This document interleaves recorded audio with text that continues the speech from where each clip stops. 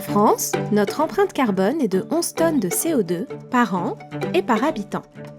Exprimée en équivalent CO2, elle mesure les émissions de gaz à effet de serre des biens et des services que nous consommons tout au long de leur cycle de vie.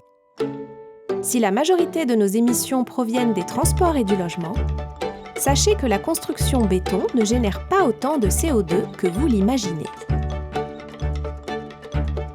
Chaque étape du cycle de vie du béton a un impact carbone, à commencer par sa fabrication.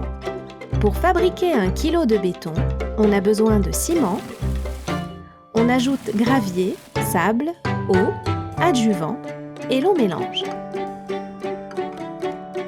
Le béton est ensuite transporté sur le chantier, puis mis en œuvre.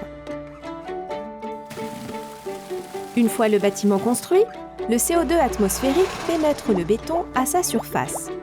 Lorsque les usages du bâtiment évoluent, il peut être modifié ou déconstruit.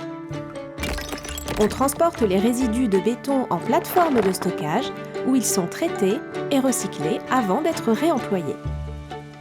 Au total, 1 kg de béton émet donc 84 g de CO2 sur toute la durée de vie du bâtiment. À titre indicatif, pour une maison de 100 mètres carrés, qui a une empreinte usage inclus de 65 tonnes équivalent CO2, le béton représente seulement 14 à 20% de cette empreinte, avec une durée de vie calculée sur 50 ans par convention.